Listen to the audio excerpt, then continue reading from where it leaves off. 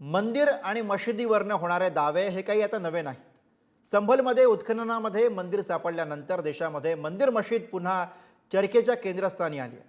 आणि त्याच पार्श्वभूमीवरती कोणत्याही प्रार्थना स्थळांच्या खाली हिंदू मंदिरे असल्याचा उठसूट दावा करणं अस्वीकारार्ह असल्याचं राष्ट्रीय स्वयंसेवक संघाचे सरसंघचालक डॉक्टर मोहन भागवत यांनी म्हटलंय.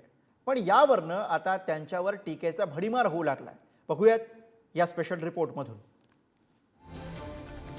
स्वयंसेवक संघाचे सरसंघचालक मोहन भागवतांचं एक विधान सध्या चांगलं चर्चेत आहे. राम मंदिर उभारल्यानंतर काही लोकांना असं वाटतंय की ते नवीन जागांबद्दल असाच मुद्दा उचलून हिंदूंचे नेता बनू शकतात. हे स्वीकारण्यासारखं नाही अशा शब्दात मोहन भागवतांनी कान टोचले होते. तसंच प्रत्येक दिवशी मंदिर मशिदीचा नवीन मुद्दा मांडला जातोय हे योग्य नाही असं सरसंघचालकांनी म्हटलंय. पण मंदिर मशीद वाद टाळण्याच्या सरसंघचालकांच्या सल्ल्यावरून शंकराचार्यांसह महंतांकडून नाराजी व्यक्त केली जाते. सत्ता हवी होती तेव्हा मंदिर असा जप सुरू होता. आता सत्तेत आल्यानंतर मंदिर शोधू नका असा सल्ला मोहन भागवत देत आहे. अशा शब्दात शंकराचार्य अभिमुक्तेश्वरानंद यांनी सरसंघचालकांवर बोचरी टीका केली आहे. त्यामुळे राम मंदिर झालं पाहिजे, ते होत आहे. हिंदूंची श्रद्धास्थान हिंदूंना वाटतं.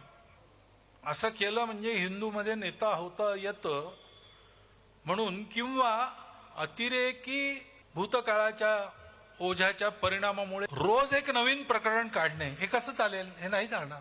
शेवटी आपलं सोल्युशन काय आहे?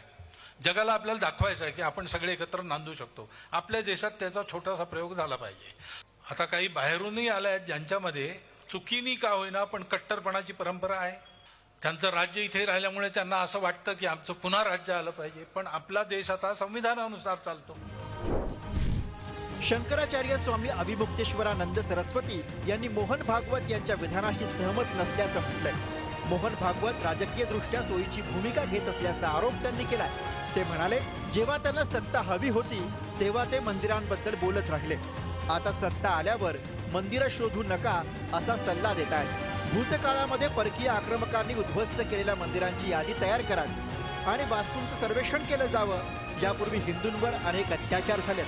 त्यांची धार्मिक स्थळं उद्ध्वस्त झाली आहेत. आता हिंदू समाजाला आपल्या मंदिरांचा जीर्णोद्धार आणि जतन करायचं असेल तर त्यात गैर काय?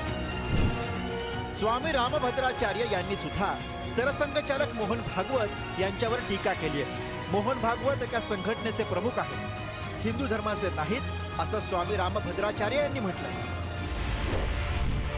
ज्या आपल्या ऐतिहासिक वास्तू आहेत त्या आपल्याला मिळाल्याच पाहिजेत किंवा त्या आपण ताब्यात घेतल्याच पाहिजेत.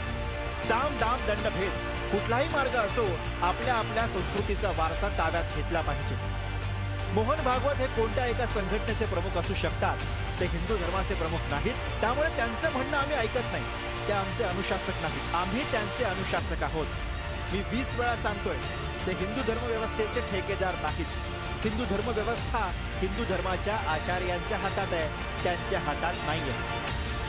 मैं तो यही मानता हूँ जो हमारी ऐतिहासिक वस्तुएं हैं वो हमें मिलनी ही चाहिए और हमें लेनी भी चाहिए, चाहे जैसे भी हो. साम हो, दान हो, दंड हो, भेद हो, चाहे जैसा भी.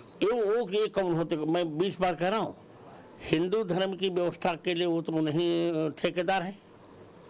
हिंदू धर्म की व्यवस्था हिंदू धर्म के आचार्यों के लिए हाथ में है, उनके हाथ में नहीं. वो किसी एक संगठन के प्रमुख बन सकते हैं, हमारे नहीं. गेल्या काही दिवसांपासून मशिदींच्या खाली मंदिरं आहेत असा दावा केला जातोय. उत्तर प्रदेशातल्या संभल या ठिकाणी मागच्या महिन्यात दंगल उसळली आणि 4 जणांचा मृत्यू झाला. अशा प्रकारच्या गोष्टी व्हायला नकोत असं मोहन भागवत यांनी म्हटलं होतं.